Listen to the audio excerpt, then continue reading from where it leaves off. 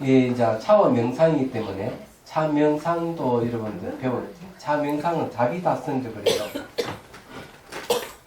자, 이제 주제가 차와 명상입니다. 자, 이거 차 명상을 붙이면은 이게 이제 자비다스입니다. 자비다스.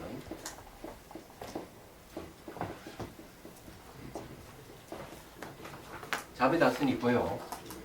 단지 이제 명상 하나만 떼어서 이야기할 수가 있습니다. 그래서 이제 제가 이제 말씀드리고 싶은 것은 간간히 차에 대해서 차를 어떻게 하면 잘 우려 먹을 수 있는지, 차 맛을 좋게 해서 마실 수 있는지 이런 것도 얘기하고요. 그 다음에 이제 자비다선에 대해서 이제 공부를 주로 하지만 또 한편으로는 명상에 대한 전반적인 것. 그래서 이렇게 차 명상을 통해서 수행하는 방법을 다양하게 배웁니다만은 이게 그냥 명상의 원리, 수행의 원리를 여러분 배운다 이렇게 생각하십시오. 그래서 이제 이 차원 명상을 한 과목을 떼게쯤 되면은 여러분 다양한 명상의 지식을 갖게 됩니다. 이 명상의 지식을 갖고 혹시 이제 다른 명상을 접할 때 옳고 그름을 가릴 수 있는 어떤 능력이 생길 거라고 생각합니다. 요즘 하도 사이비 명상이 많이 나돌기 때문에 그렇고요. 제가 2001년도인가 성큰 스님께서 제가 송강사 있을 때 송강사 그때 구조계 살림 때인가 그랬습니까? 뭐라고 말씀하시는가 하면은 2001년도니까 그때 이제 요새 사회에서 이상한 명상법이 많이 나돌고 하니까 다른 수행법을 한번 네가 제시해보는 게 어떻겠느냐. 이 차를 매개로 해도 괜찮다 이렇게 얘기를 했어요. 그래서 제가 불교TV에서 강의한 내용이 차 수행법입니다. 지금도 아마 유튜브에 찾아보면 있을 거예요. 네. 차 수행법을 이제 강의를 했었습니다. 그러면서 이제 이 명상의 수행을 어떻게 하는 것인지 이런 걸 좀 이제 설명해 줬는데 그것이 좀 오늘 우리 공부하고 있는 이 책 내용들이에요. 그렇게 생각하시면 됩니다. 그 중에서 1부라고 생각하십시오. 1부. 2부는 내년에, 3부는 그 다음 해에 이럴 거고요. 차원 명상 제2권 또 책을 지금 준비 중에 있습니다. 그래서 요즘은 또 웅한 새로운 정보들이 많이 있기 때문에 지금 책을 2권 떼고 3권째 좀 보고 있는데 책을 지금 그 외에 여러 권을 책을 지금 봤어요. 봤습니다만은 항상 그 책들은 명상하고 연계시켜서 이야기하는 부분이 없습니다. 얘기하자면. 그래서 이제 그것을 좀 마음과 연계시키고 또 명상과 연계시켜서 이제 좀 폭넓게 이제 좀 설명할 생각을 합니다. 그래서 이제 과학적 지식을 갖고 우리가 공부를 하면 더 명확해지기 때문에 그렇다는 걸 이제 말씀드립니다. 자, 그러면 차 마심의 형식에 생명 불을 넣기는 공부를 하죠. 이제 어떨 때는 그냥 읽기도 하지만은 또 어떨 때는 그냥 이야기로 쭉 할게요. 이 내용을 제가 알기 때문에 자 이제 요게 이제 차 마심의 형식의 생명 불을 넣기 하는 부분인데 이건 무슨 말이냐면요.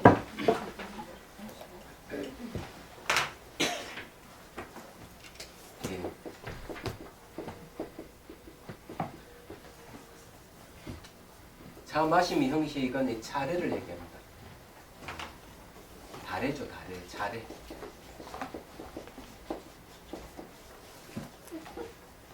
다래입니다. 차 마심의 형식은요. 이 다래는 굉장히 중요해요. 다래는 왜 중요한가 하면은 이제 아주 한복을 입든지 다 정갈하게 입고 차도구 일체를 잘 갖춰서 차를 이렇게 뽑아서 차를 마시면요. 굉장히 멋있습니다. 그냥 탁 마시는 것보다 차 맛이 더 좋습니다. 차 맛이 더 좋다. 이 차 맛이 더 좋다 하는데 포인트가 있어요. 그냥 이렇게 탁 뽑으면 마시면 별로고요. 정갈하게 처음부터 차를 입고 갖추고 마시면 훨씬 그리고 또 풍류가 나옵니다. 마음의 여유로움 그런 풍류가 나오기 때문에 아주 멋있다고 이렇게 얘기할 수 있어요. 그런데 거기에 그 이상은 진전이 없습니다. 그것은요. 그래서 이제 여기에 이제 맞들으신 분들은 이 다래를 다도를 하시는 분들이 대부분 이제 차례인데 굉장히 멋있어요. 자비심도 대단하고 그러면서도 그 이상 진전이 없습니다. 그런 분들. 그 왜 없는가 하면은 정신적인 어떤 진화가 있어야 되는데 그것이 없는 게 바로 명상이 빠져서 그래요. 그래서 옛날부터 다래가 아니고 다도라는 말을 쓰거나 또 다선이라는 말을 쓰는 경우가 있어요. 그 다도의 도라든지 다선의 선이 들어가면 명상입니다. 얘기하자면. 그랬을 때 비로소 뭐가 생기는가 하면은 잘 차려입고 잘 갖추고 차를 이렇게 잘 마시는 아주 멋있고 아주 참맛도 좋고 이런데 도라든지 선이 들어가면은 어떻게 되는가 하면은 대충 그냥 이렇게 뽑아 탁 마셔도 차 맛이 좋습니다. 그리고 그것이 더 맛깔스러운 뭐랄까 회의가 나오게 돼요. 얘기하자면 그런 거죠. 그럼 그게 이제 정신적 영역에 들어가 있기 때문에 그렇다. 이렇게 이제 말씀드려요. 이 정신적 영역이 딱 들어섰을 때는 형식에 구애받지 않는다. 그럼 어떤 형식을 취하더라도 참맛도 좋고 또 그 정신적 진화가 이루어지는 거죠. 그게 뭔가 하면 차 마신 형식에 생명이 들어갔기 때문에 그렇죠. 생명이 들어갔다. 이렇게 얘기할 수 있어요. 그래서 이제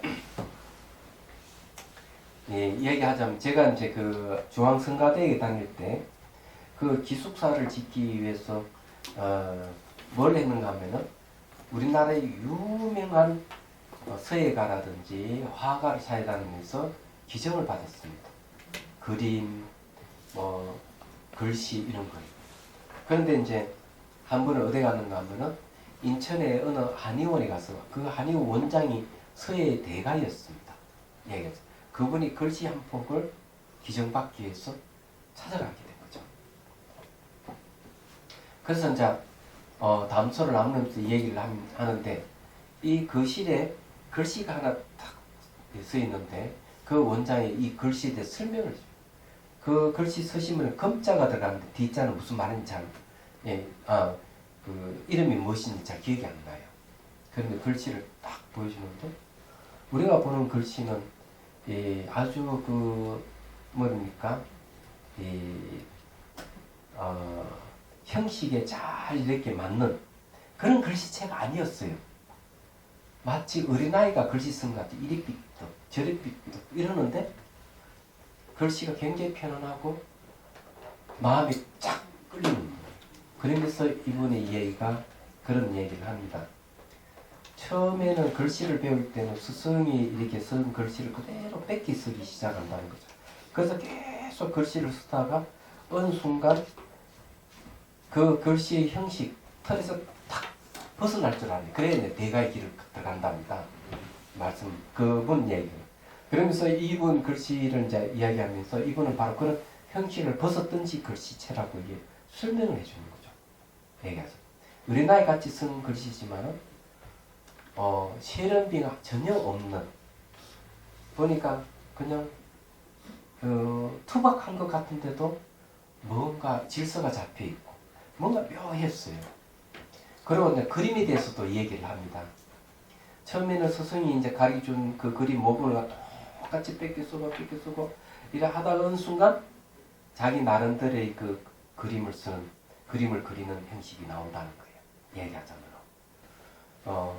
이제 그렇게 이제 얘기를 하듯이 마찬가지로 우리가 여러분들 수행하는 것도 처음에는 스승이 가르쳐 준 대로 그대로 이렇게 하다 보면은 이제 수행이 처음에 이제 깊어지면은 그 다음에 어떤 틀에서 벗어난 그러면서도 수행의 원칙에 그 원리 벗어나지 않는 수행길을 들어서는 거예요. 얘기하자면. 그리고 경지가 이제 나타나기 시작을 하는 겁니다. 그게 정신적인 영역이에요. 얘기하자면. 그래서 여기서 생명을 불어넣는다 하는 그런 얘기예요. 그 다음에 이제 또 한 가지 말씀드리고 싶으면 어찌해서 한복을 차려입고 이 차 도구람 이런 걸 정갈에 잘 마련해서 차를 마시고 왜 맛이 있을까? 네. 그건 여러분이 생각을 안 해보셨죠? 차 맛은 말이죠. 차 맛을 1차적으로 결정하는 후각에 의해서 결정됩니다. 차 맛은. 그 다음에 두 번째는 차 맛을 결정하는 게 시각과 청각 이 들어갑니다. 그러니까 눈으로 이 옷차림이라든지 차 도구를 쫙 갖춰놓은 이런 것에 의해서 차 맛이 결정되는 거죠. 그 다음에 소리, 물 끓는 소리라든지 찻잔에 부딪히는 소리 이런 것에 의해 가지고 또 차 맛이 결정됩니다. 그리고 차 맛이 결정된 또 한 가지 뭔가 하면 과거 기억입니다. 기억에 의해서 또 차 맛이 또 결정됩니다. 그래 하나의 차 맛이 있으려면은 시각, 청각, 후각, 미각, 촉각이 다 동원된다는 얘기예요. 얘기하자면. 그래서 이제 맛을 결정할 때 이렇게 얘기합니다. 여러분 혹시 이제 집에서 음식을 마련해서 잔치 음식을 만든다면은 되게 아주 음식을 막 차려놓고 마시면 음식을 먹으면 굉장히 맛있어요. 근데 그 음식을 갖다가 싹 수거해가지고 믹서기에 탁 넣어가지고 싹 갈아서 먹으면은 그 맛이 날까? 영양 가치는 똑같을는지 모르지만 맛이 없습니다. 그게 뭔가 하면 시각적인 관계가 있다. 그때는요. 그래서 이제 이 차 마심 형식에는 그런 게 필요하지만은 여기에 생명을 불어 넣으면은 그 다음에 형식을 떠나서 우리는 정신적인 영역으로 뭐라 그럴까? 논일 수가 있다. 이렇게 이제 말씀드리는 거죠. 그래서 우리 차 명상하는 이유가 여기 있는 거예요. 그렇지만은 만일에 이제 여러분들이 기회봐가 언젠가는 정식으로 한번 차도를 갖추고 이렇게 한번 마셔보기도 해야 됩니다. 그래서 이제 요 이야기를 하는 거예요. 자, 그 다음에 이제 이 다도라고 얘기했는데, 다선이라고 얘기했는데, 우리가 선 얘기하면요, 이 선을 얘기하면 우리가 앉아서 하는 선이 있죠. 앉아서 하면 자선이 됩니다. 우리 이제 걸어가면서 선을 하게 되면 그걸 행선이라고 해요. 뭔가 마음을 이렇게 자 비추는 선을 하면 그런 경선이라고 해요.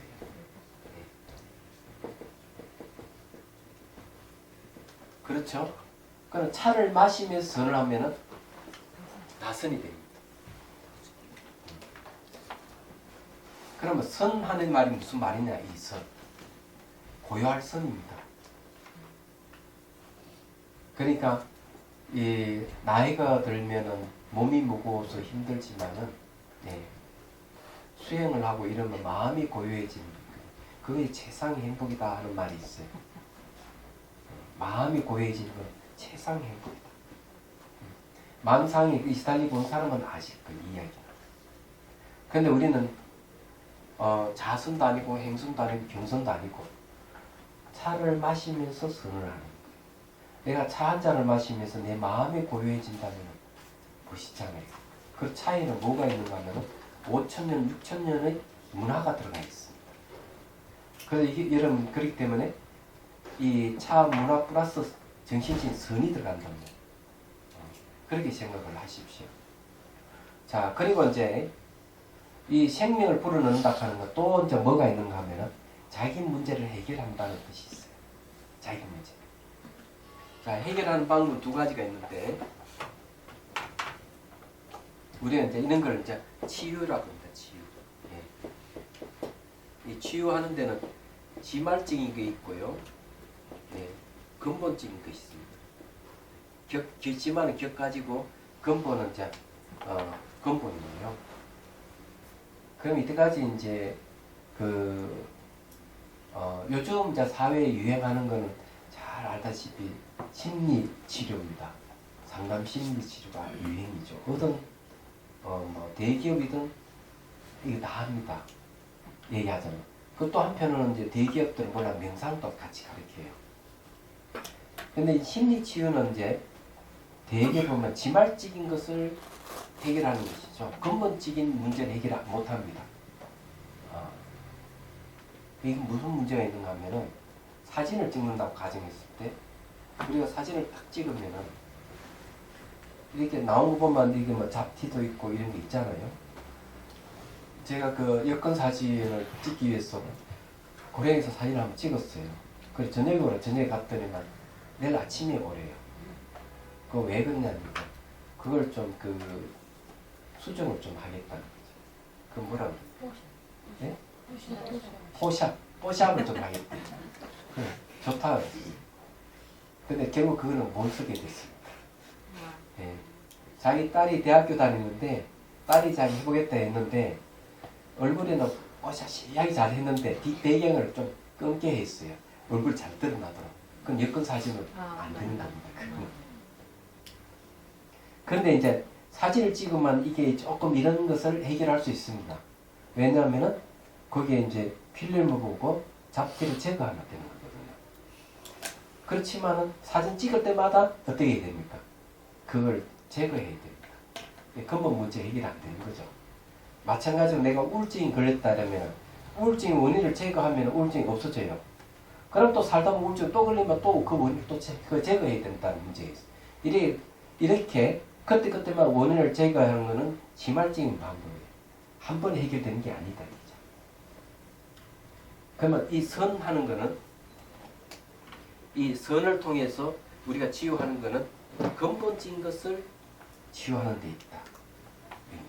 그건 어떤가 하면은 사진을 찍으면은 아예 필름 자체를 소각시켜요. 우리는 필름을 생각이라고 했어요. 생각이라는 필름 돌아가는데 거기에는 삶에서 온갖 나쁜 것이 다 찍혀져 있다. 그러면 이걸 내가 수정을 할 수 있는 거죠. 반성을 해 수정할 수 있지만은 근본적 해결이 안 되는 거죠. 그런 방법이 이제 심리 상담을 받는 일이에요. 그런데 명상 수행은 어떤가 하면은 필름 자체를 소각시켜요.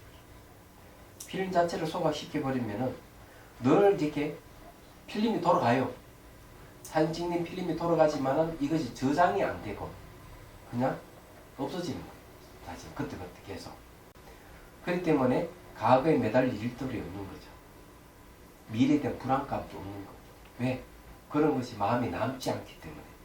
그래서 그런 필름 자체가 돌아가지만은 그 필름 자체도 이건 실체성이 없다 하는 걸 잘 아는 거예요. 그런데 필름이라 하는 이 필름 자체에 대한 근본적인 이해를 갖는 걸 얘기해요. 아, 이거 무상하구나. 이건 내 소유할 수 있는 게 아니구나. 마음은 원래 이런 대상을 이렇게 찍어내는, 복사해내는 기능이 있구나. 물론 복사하더라도 왜곡하죠. 항상. 그래, 왜곡하기 때문에, 아, 이것은, 왜곡한 이것이 계속 변하기 때문에, 이놈 진실이 아니구나. 이런 걸 알 수 있는 거예요. 그래, 차 명상을 통해서 바로 근본적인 문제를 해결하는 걸 얘기합니다. 거기에 35페이지 제일 밑에 단을 보십시오. 그러므로 한번 보십시오. 그러므로 근본적인 해결 방법은 생긴 정보의 대상을 영화 필름처럼 인식하고 또 인식하는 그 인식을 멈추게 하면 더 이상 삶과 죽음의 필름이 돌아가지 않습니다. 필름이 끊어지면 삶과 죽음의 정보가 나타나지 않기 때문에 괴로움에서 영원히 해방될 수 있습니다. 그렇게 하는 방법은 생사의 정보를 담는 필름 자체가 물에 뜬 달같이 환영입니다. 인식되는 대상이나 자기 마음의 그림자에 지나지 않아 본래 존재하지 않음을 알아요. 본래 존재하지 않는다는 말은 뭔가 하면 저게 호응했던 달과 같은 거예요. 네. 이 무슨 말이냐면요. 내가 중요한 비밀을 하나 알려 드릴게요. 다 뭐 했는 이야기지만은 우리가 이제 삶과 죽음이라는 게 왜 생기느냐. 근데 끝까지 보면은 끝에 가가지고 무명이라 하는 게 다 있어요. 무명. 그래서 이제 외도가 부처님다 물어요. 왜 늙고 병도 죽음이 있습니까? 그러니까 태어났으니까. 왜 태어납니까? 지금 까르마 때문에. 왜 까르마가 있습니까? 집착 때문에. 집착은 왜 있습니까? 사랑하는 대상을 사랑하기 때문에. 그 사랑하는 마음은 왜 생깁니까? 대상을 받아들이기 때문에. 대상을 왜 받아들입니까? 대상과 접촉하기 때문에. 접촉은 왜 생깁니까? 이게 바로 육군을 받아들이는 감각기관이 있었어. 이런 식으로 내가 쭉 올라가면 마지막에 뭔가 늙고 병도 죽으면 무명 때문에. 무명. 무명이란 어둡다는. 여러분 어둡다 하는 표현이 뭔지 아세요? 어둡다 하는 이런 표현이에요. 사리 분별을 하지 못하는 걸 어둡다 그래요. 어떤 일이 딱 발생하면 사리 분별을 잘 해가지고 이 갈래를 잘 쳐서 그걸 어떻게 내가 해야 되겠다 하는 행동이 나와야 되는데 사리 분별을 못하면 우왕좌왕하게 되죠.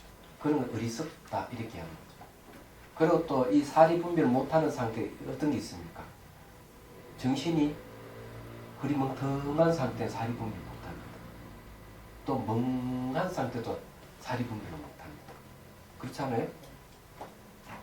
또 이제 술을 한 잔 마셔가지고 해롱해롱한 상태라든지 잠이 자꾸 푹푹 존다든지 이럴 때도 사리 분별을 못합니다. 그러면 사리 분별하는 건 뭡니까? 사리 분별이란 분별이에요. 잘 분별해내는 것, 나누고 구별할 줄 아는 능력이 필요해요. 나누고 구별하는 걸 뭐라는 거? 해라 그럽니다. 지혜라 그럽니다. 얘기하자면. 그래서 이 해도 선해가 있고 악해가 있는 거예요. 근데 어쨌든 제가 말씀드리고 싶은 건 뭔가 하면은 이렇게 분별을 잘 해내는 게 이제 지혜입니다. 근데 이 불교에서 말하는 지혜는 어느 문자를 근거한 분별이 아닙니다. 자기가 알고 있는 지식을 근거한 분별이 아닙니다. 얘기하자면. 그런 거거든요. 명확하게 의식이 깨있는 상태에서 그것이 무엇인지를 구별해낼 수 있는 능력을 얘기해요. 그건 직접 지각에서 오는 능력이에요. 그런데 제가 이제 말씀드리고 싶은 그런 거. 외도가 그러면 넓고 병도 죽으면 어디서 비롯됩니까? 해서 쭉쭉쭉 올라가서 무명 때문에 그렇다. 어리석음 때문에 그렇다. 또 이러니까 외도가 얘기합니다. 그러면 이 무명은 무엇을 말미에서 있습니까? 이런 물어요. 그러니까 부처님 하시는 말씀이 너무 지나치구나. 무명은 말미하는 것이 없느니라. 원인이 없다고 했어요.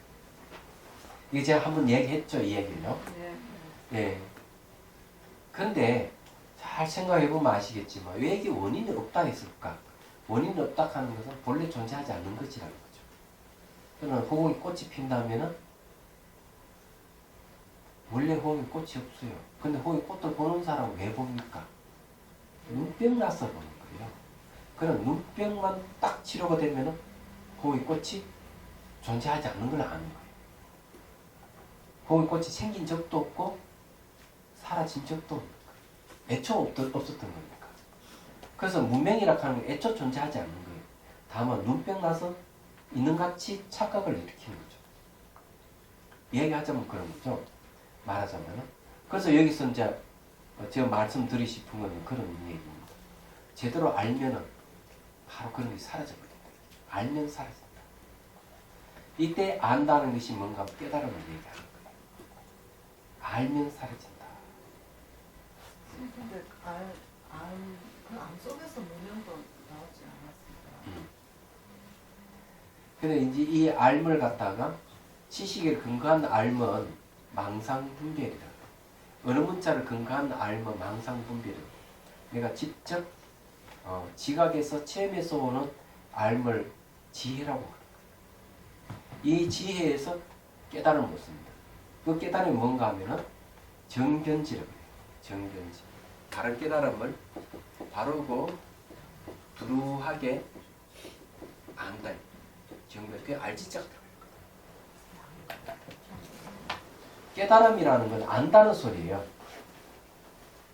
그래서 이 부처님 가르침의 특징이 뭔가 하면 지성을 최대로 활용하는 경계예요. 이게 대단한 거예요. 그래서 이제 자기 이 차를 마시면서 뭔가 마음이 일어나는 이런 현상들을 어떻게 보느냐? 그런 생각의 필름들이 환영이라 하는 걸 아는 거예요. 환영이라 하는 건 호응이 뜬 꽃과 같은 거예요. 호응에서 피는 꽃과 같다는 걸 아는 거예요. 별로 존재하지 않는 거예요. 호응이. 다만 눈병에서 나타나는 눈병만 치료하면 본래 존재하지 않아요. 생각이라 하는 필름도 내가 딱 깨어나면 없어집니다. 무슨 말인지 이해가 되시죠? 이게 중요한 거예요. 말하자면. 그래서 여기에서 이야기하는 그런 겁니다. 인식되는 대상에는 자기 마음의 그림자에 지나지 않아 본래 존재하지 않음을 알아야 합니다. 그래서 이게 안다는 게 중요한 거예요. 알기만 하면은, 바르게 알기만 하면은 없어진다. 그래서 이제 이 선하는 게 이제 그런 겁니다. 그러니까 이 다선의 요체는 특히 자비심에 이제 근거하고 있는 게 자비다선이다. 이렇게 이제 말씀드리고, 자비심의 문제는 나중에 이제 거론할 거예요. 왜 자비가 나오느냐? 자비는 관계 속에서 일어나는 게 자비예요. 관계가 끝나서는 자비가 안 생깁니다. 우선 그 하나만 얘기를 하죠. 그래서 우리가 차를 통해서 내가 깨달음을 얻는다. 차와 나의 관계를 가질 때, 차를 매개로 사람과의 관계를 가지는 거죠. 이런 관계를 가지는 데 있어서 자비심이 들어가는 거죠. 자비심에 의해서 관계를 가진다. 이래 보시면 됩니다. 자, 그러면은 거기에 이제 보십시오. 시를 내가 한 수 읊었어요. 번뇌는 시끄러운 것 마음 아프게 하나니 세상 또한 시끄러워 생사의 괴로움 일어난다네. 모든 괴로움 일으키는 격가지와 근본 두 가지 원인 하나니 사마타와 이빠산나가 그 원인 제거하여 온갖 괴로움 생기지 않게 한다네. 사마타는 집중 명상이고 이빠사나는 위는 분별하다는 거, 파사는 본다는 분별해서 보는 것, 분석적인 거죠. 그걸 통해서 그 원인을 제거한다는 겁니다. 마음속 품은 색깔 그것 정보이며 기억이니 대상 만나면 번뇌망상의 파도 일어나 괴로움 느끼게 하는 격까지 원인이다. 그러니까 나에게 기억된 것들이 많은데 이 대상을 본물로 해서 기억이 상기돼서 정보가 올라온다. 그게 번뇌망상의 파도입니다. 그런데 이제 그런 것들은 전부 다 이 괴로움을 느끼게 하는 격까지 원인이다. 그런 것들이. 사마토로 번뇌망상 사라지나 꺼진 불하루 속에 숨어있는 불씨 같다. 번뇌불 일어날 조건 갖추어지면 세상 또한 불바다 된다네. 내 안에 불씨가 있으면 언제든 이게 확 오르면 세상을 불바다로 만드는 거예요. 그냥 불로 확 사질러서 불바다가 아니에요. 이 불은 세 가지입니다. 탐욕의 불, 성냄의 불, 어리석은 불. 이 세 가지 불로 세상을 다 불태운다 이 말이에요. 그래서 지구상에 수많은 전쟁이 일어나고 그러잖아요. 그 원인을 알아 대체하면 이것이 근본 원인을 제거하는 것이니 번뇌가 일어나는 원인과 조건 그 자체 살피고는 그가 번뇌를 제거하는 길이니 근본 원인을 아는 이빠산나입니다. 이빠산나가 근본 원인을 알아요. 근본 원인을 알면은 근본 원인이 제거된다. 이런 게 지혜에 있어 오는 거예요. 이제 그게 뭔가 하면은 차 마심 형식의 생명을 불어넣는 겁니다. 그래 이 차 명상은 그냥 이게 아주 옷을 잘 차려입고 차동을 잘 갖춰서 차를 마시는 수준에서 머무는 게 아니다. 그걸 말씀드리고 싶은 거예요. 얘기하자면. 예, 그래서 옛날에 보면은 덜 익은 도인들은 옷도 잘 차려입고 그 모습 보면 아주 깨끗하고 옷도 빳빳하게 그렇게 탁 입고 근엄하게 탁 보이는 게 이제 그런 도인들이 있는 거예요. 그러니까 아직까지 덜 익은 도인들입니다. 그러니까 진짜 도인들은 그런 형식의 구애를 받지 않는 도인들이. 옷도 보면 어떨 때는 깨지세하고 어떨 때는 막 밭에서 일하는 도인. 그래 옛날에 보면 그런 도인들이 많았어요. 이야기하자면. 그러니까 그런 도인들은 어떤 형식에 매이지 않는 도인들이다. 이런 게 이제 그런 도인들이 있다는 거죠. 어떨 때는 잘 차려입지만 어떨 때는 그냥 남을 보여주기 위해서 옷을 입고 그러지는 않는다. 예를 들자면 그렇다 이거죠. 자, 차 명상의 오해와 이해로 넘어갑니다. 네. 자, 이제 여기는 뭐가 오해가 있느냐. 명상한다 그러면 굉장히 어렵게만 생각하죠. 아이, 명상 어떻게 해? 이러는 거죠. 명상은 기본적으로 해강 반조를 명상이라고 해요. 네, 간단하게. 자, 여기 선 하는 게 이게 해강 반조입니다. 자, 돌 해자에 입강자 반조. 빛을 돌이켜서 대비쳐 본다. 이게 행한 관점. 이게 이제 선하는 방법이에요. 그럼 대표적인 게 어떤 것이냐면 화두를 참고하는 거죠. 이것이 말까? 화두라 하는 건 말과 생각을 뜻난 마음의 본성이에요. 그러면 자기 바깥으로 이제 보는 게 아니에요. 자기 마음의 본성이 무엇인지 하고 관찰에 들어가는 거죠. 그게 이제 이목고 화두 참고법이에요. 그러면은 이제 그 간음의 법문이라는 게 있어요. 간음의 법문. 자, 볼관자에 소리 음자. 소리 음자 이렇게 여기 들어가나? 이거 맞아요? 예? 날일자예요? 간음의 법문. 이 간음의 법문은 자, 이 반문문자성입니다.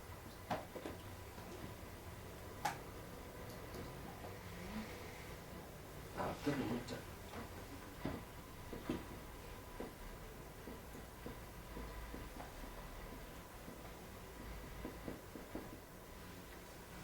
자, 이게 듣는 걸 돌이켜서 자성을 듣는다. 그러면 이 말이나 빛을 돌이켜서 대비쳐 본다고 똑같은 거예요. 그래서 이제 보조국사께서 제자들에게 이 얘기를 합니다. 밖에 무슨 소리가 들리느냐? 새소리가 들립니다. 그러면 그 새의 소리를, 새가 지저귀는 소리를 듣는 자를 다시 한번 들어봐라. 무슨 소리가 들리느냐? 아무 소리도 안 들립니다. 그래, 그것이 간음의 법문입니다. 자, 소리를 관한다는 간음이에요. 그래서 이어서 뭘 얘기하는가? 소리를 돌이켜가지고 그 듣는 자성을 들어봐라. 무슨 소리가 들리느냐? 아무 소리가 안 들립니다. 이런 이제 그 문답이 있어요. 수신결이 나오는데. 수신결. 언제 수신결도 한번 공부를 해야 되는데.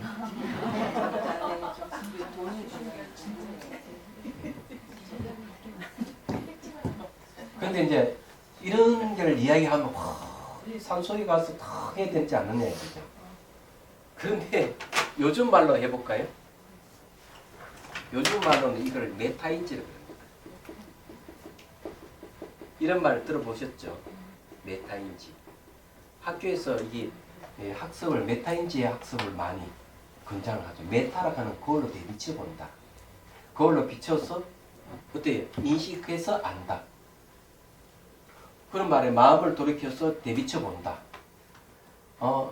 소리를 듣고 그 소리를 듣는 자성을 듣는다. 뭐 다르게 뭐 다 똑같은 거. 말만.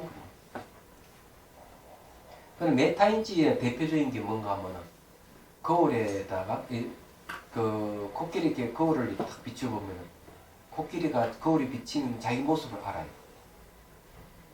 네. 어린아이들은 잘 모르는데 코끼리는 거울을 큰 거를 갖다 주면 자기 모습이 거울에 비쳤다 하면 아는 거예요.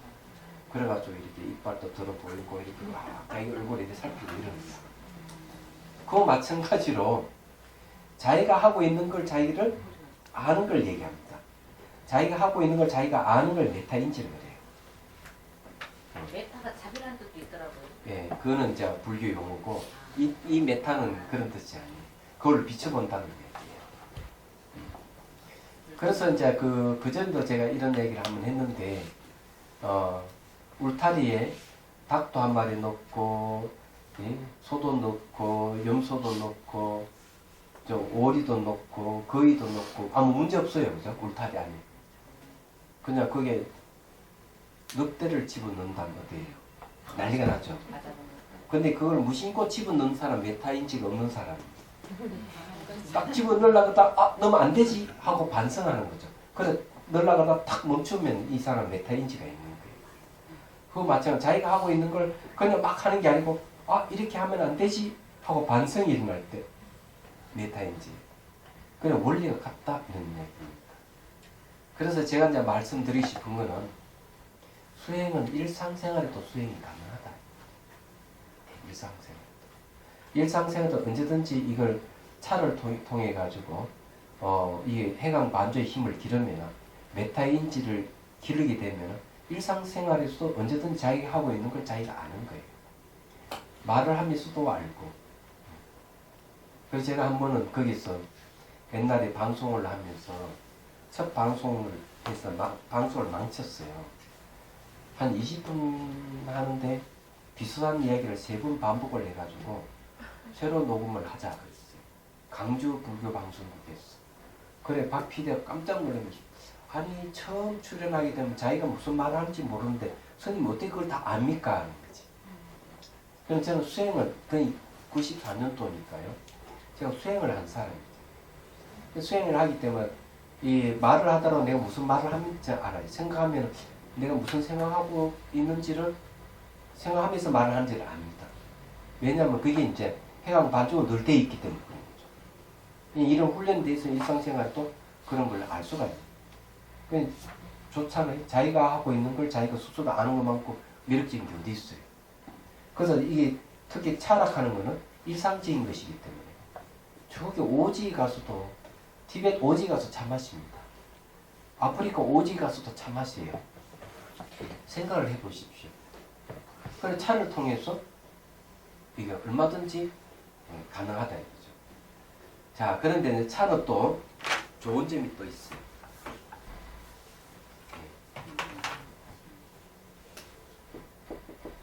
요즘 미국에서는 이 차가 건강에 좋다 해가지고 커피점은 점점점 없어지고 찻집이 막 늘어나는 추세랍니다. 미국에. 우리나라는 반대로 커피집이 막 생기고 난리인데 요 밑에만 해도 커피집이 벌써 4개나 있습니다. 그전 딱 하나 있었거든요. 하나가 있었다가 하나 더 생기면서 경쟁하다 하나가 망해버리고 요 밑에 하나 막 잘 되니까 그 다음에 또 연달아 또 3개가 딱 생겼어요. 지금 성업 중이에요. 4개 다. 이 차는 어떤 효능이 있는가? 암을 예방합니다. 암, 당뇨도 예방. 여러 가지 질병 좋아요. 그래서 이 혈관 속에 있는 노폐물도 다 제거하고. 차는 또 어떤 특징이 있는가? 커피는 이렇게 커피는 뭔가 그게입니다. 열매잖아요. 열매는 이 뭉치는 성질이 있는데 차는 잎이에요. 잎이는 발산하는 성질이 있어요. 그래서 이게 우리가 그 뭐 중금속이 오염이 됐다든지 아니면 화학 조미료라든지 그런 것들이 이제 지방이 쌓인단 말이에요. 그럼 차를 마시면 이런 걸 몸 밖으로 배출해요. 지방기를 분해해가지고 같이 배출해요. 그래서 차가 아주 좋으면 효능이 좋은 거예요. 커피는 그 위장병이 있는 사람, 위가 안 좋은 사람은 커피 마시면 안 됩니다. 거기 위산을 내는 요소가 커피 안에 있어요. 차는 그게 없어요. 말하자면. 그래서 이게 차를 이렇게 마시는 것 자체가 이 몸을 치유하는데 아주 좋아요. 근데 아무리 차를 마시고 즐겨도 화를 내고 이러면 뭐 아무 소용이 없는 안 그래요? 그래서 차 플러스 선을 하면은 어떻게 되는 거예요? 차를 마시면서 몸도 좋아지고 선을 하니까 어떻게 됩니까? 마음도 찢기가 없어지니까 붙이면 따스니에요. 예. 그래서 이게 얼마나 좋냐. 그러니까 여러분들은 명상을 한다면 저 산소에 가서 해야 된다는 그런 오해에서 벗어나야 되고 명상하면 뭐 1시간, 2시간 해야 된다 하는 오해에 벗어날 수 있어요. 차 명상은 3분, 5분, 길게는 10분 이 정도만 해도 효과가 극대화된다. 그래서 좋다 이게요. 그래서 이 차를 마시는 것 자체가 우리 생명을 죽이는 게 아니고 살리는 거예요. 그래서 시를 한 수 엎었습니다. 39페이지. 차는 왜 마시는가 묻는다면 한 잔의 차 달빛같이 알아차려 내면 깊숙이 울린다니. 달빛이 어때? 사방에 탁 비추잖아요. 알아차림이 있으면요 비추는 힘이 생깁니다. 그걸 뭐랍니까? 빛을 줘라는 거죠. 네. 여러분들 알다시피 마음이 비추는 경지까지 가야 돼요. 마음이 비추는 경지까지 가면은 여러분 대단한 경지에 가는 겁니다. 네. 달빛 사방에 비추듯이 달빛같이 알아차려 내면 깊숙이 울린다니. 한 송이 찾고 있어서 한 잔의 차 마셔서 어둠 속 불빛처럼 깨어나는 마음이야. 호응 같고 거울 같구나. 이래 달빛까지 알아차리는 일이 딱 생기면 모든 것이 한 송이 차꽃이 한 잔 차 마셔서 뭘 아느냐. 예. 세상의 진리를 알게 됩니다. 예. 그런 의식이 깨어나. 모든 상호 의존관계 있고 분리되어 있지 않다. 이런 걸 아는 거예요. 그러면서 마음은 반대로 혼같이 텅비고 거울같이 그래서 모든 만상이 내 마음골이 비친 때 비친 영상들은 다 환영이 지나지 않는다 아는 거예요. 그래서 이 거울 같다 하는 건 지혜를 얘기하는 겁니다. 거울 같다 하는 건 지혜를 혼 같다고 얘기하는 거는 바로 우리 마음의 이제 그 본성을 얘기하는 거예요. 두 개 다 마음의 본성이지만은 자 그래서 수억 년 먼 눈 깨우고 죽은 생명 살아나는 우주의 아름다운 춤사위라는 거예요. 그러니까 이때가 털 이렇게 감겨 누웠는데 눈이 번쩍 뜨요. 그렇다 이때가 이 죽은 목숨을 살아나는 산 목숨을 탁 깨어나가. 알고 보니까 나 자신도 하나 이 우주의 하나의 춤사위라 하는 걸 딱 알게 돼요.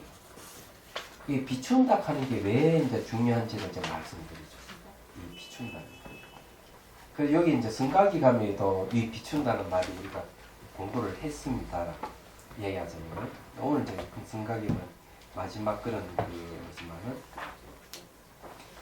이 성가기감을 이제 보니까 삼요에 보니까 이게 딱 나와요. 삼요.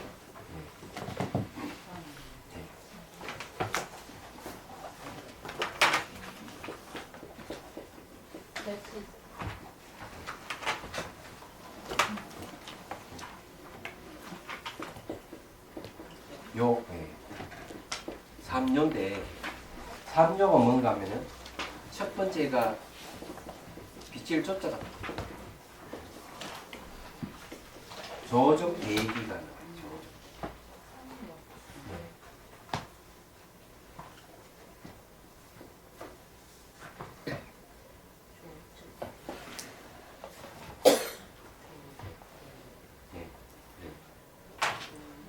두 번째는 이제 여기 비춤이 나옵니다.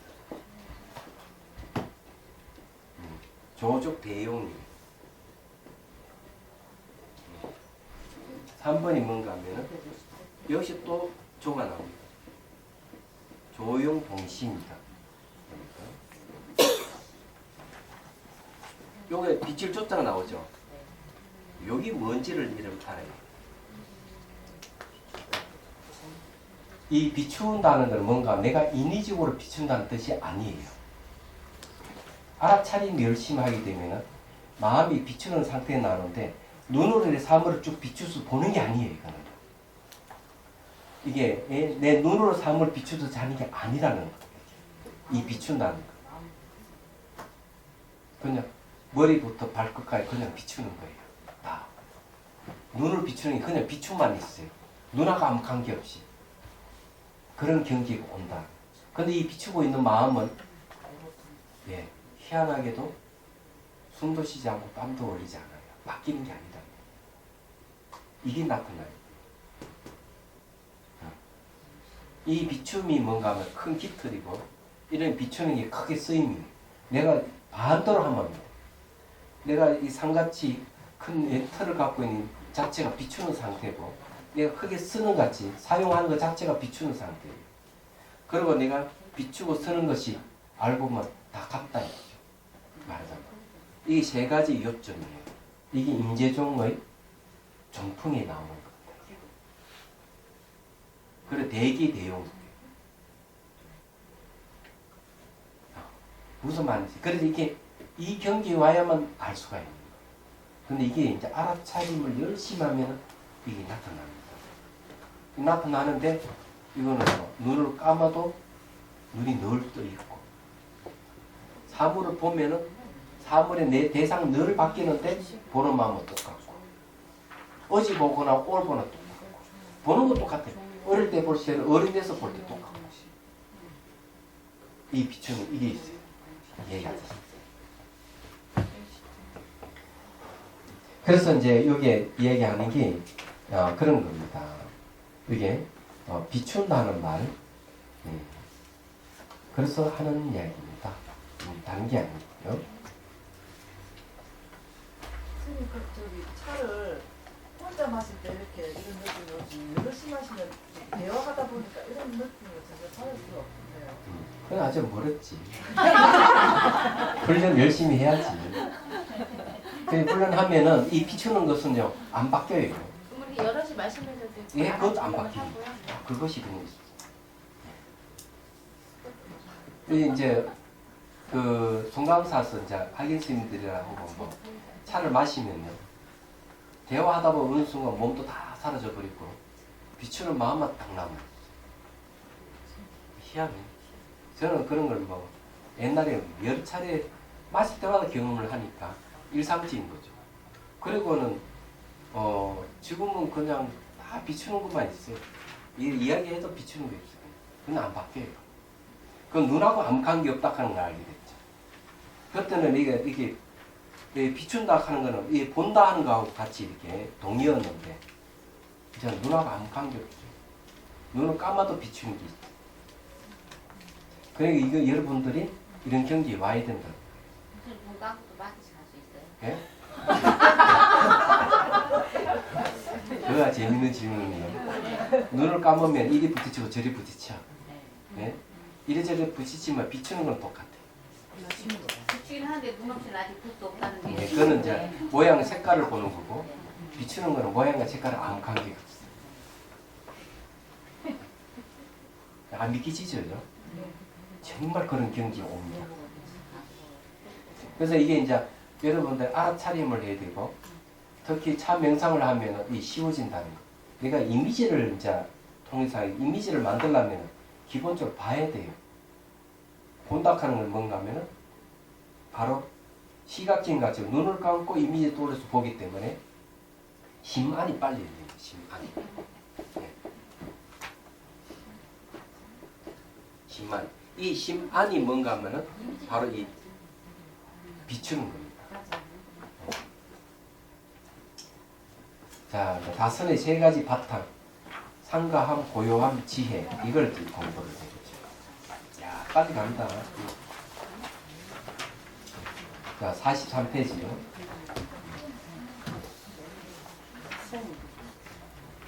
뭐예요? 그림요? 제가 그린 거예요, 이거는. 제 작품입니다. 거기에 보니까 참맛 보는 주인, 예. 찾아도 찾을 수 없나니 고음 속 햇살 같이 텅빈지에 살아 숨쉬네요. 누가 쓰는 잘 썼다. 이건 제 그림과 제 글씨입니다. 아 그림은 뭐네요.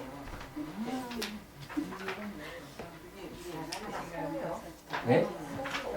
그림 요 밑에 그게 다람쥐냐고 물어보면 이건 물고기입니다. 물고기. 예, 이게 물고기가 살아 움직이기 때문에 이런 모양이 나오는 거예요.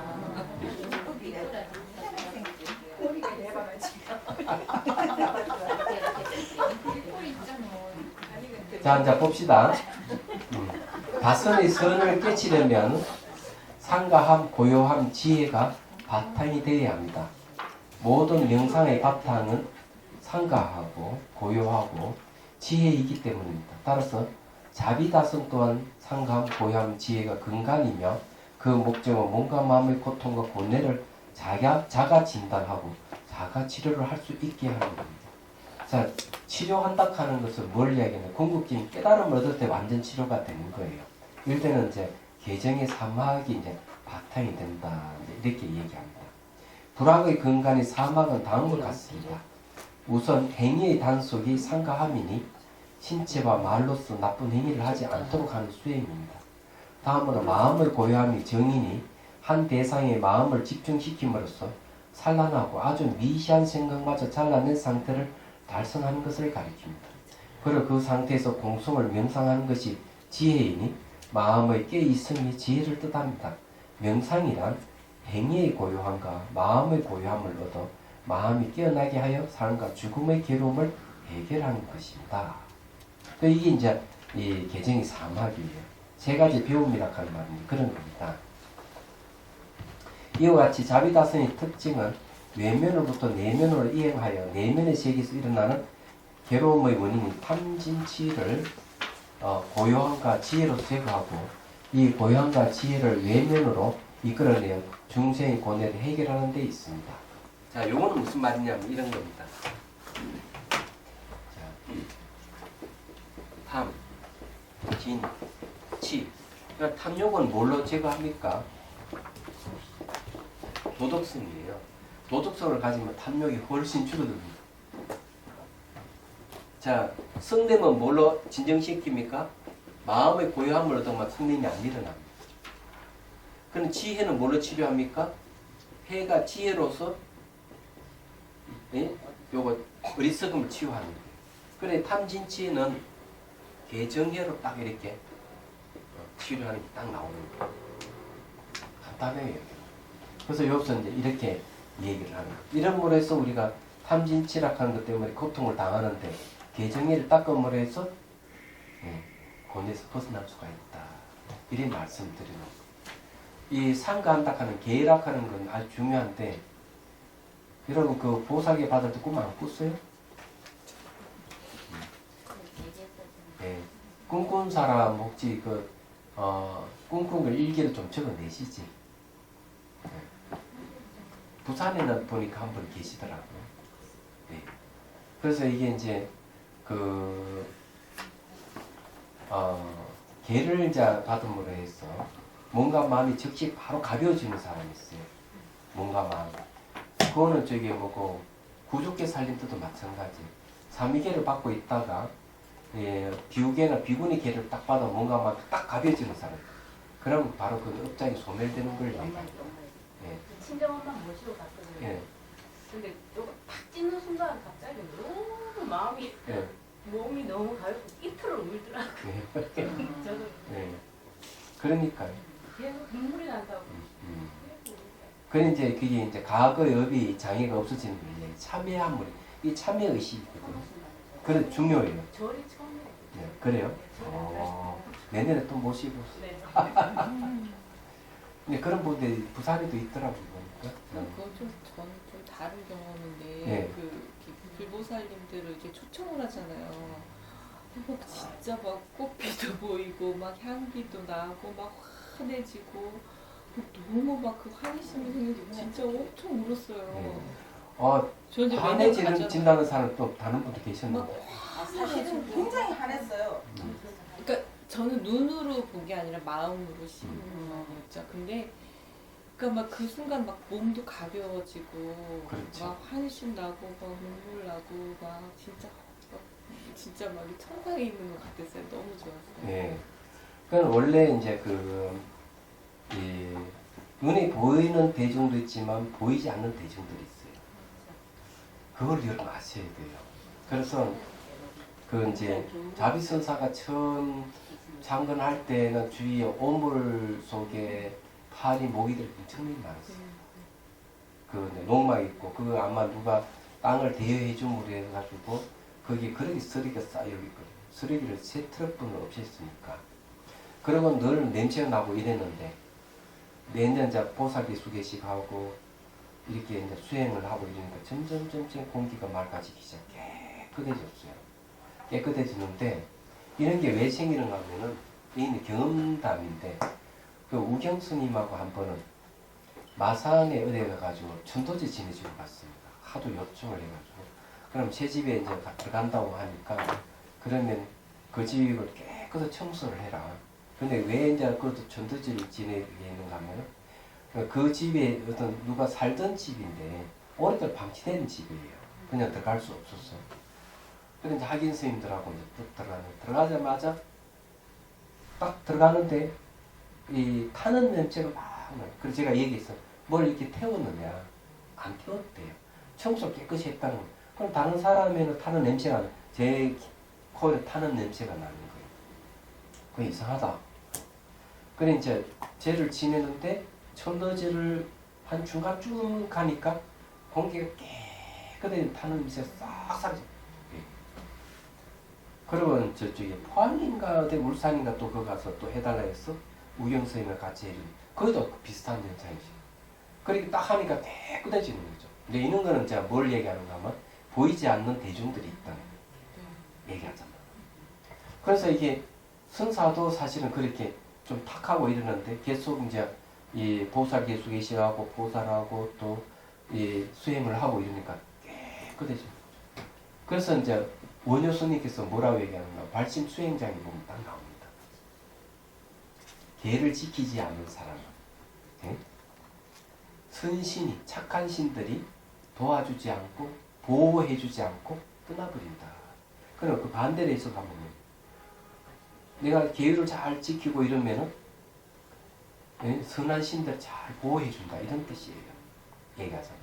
그래서 이제 자비선사가 지금 그렇게 좋아진 건 그런 것과 관계가 있습니다. 지금 그렇게 생각하고 있어요. 그게 이제 도덕성과 관계입니다. 도덕성. 그래서 요번에 보살계가 하는 게 이제 단순한 게 아니기 때문에 매년 해야 돼요. 한 1년 지나면 또 이제 이 번뇌에 시달리고 또 제업도 알게 모르게 짓고 망상에 시달리는 사람이 있거든요. 그러면 그거 하면 또 없어집니다. 그전에는 이게 그 이명이 들려가 고생하는 청년이 있어요. 그래가지고는 이제 그 하나의 그 저기 그 불교에 있던 그 모임 단체가 있었던 거예요. 그거 이제 주도하는 보살이 와가지고 이 청년이 지금 이명 때문에 고생을 하니까 그 수계식을 좀 했으면 좋겠습니다. 좋다. 그러니 신도 5개를 했습니다. 한 30명 왔더라고요. 근데 희한하게 딱 끝나자마자 이명 소리가 줄어들었다. 나중에 그 청년이 완전히 사라졌습니다. 이명이. 그러니 그게 뭘 얘기하는 거예요? 계율이라는 건 그게 중요한 거예요. 집안에 뭐가 안 돼, 뭐 꼬이고 이렇게 하면은 뭘 해야 되는가 하면 포살에 참여해가지고 작법 참여를 해야 돼요. 그러면 그런 일들이 풀리고 없어지는 거예요. 기도해가 풀어지는 건 아닙니다.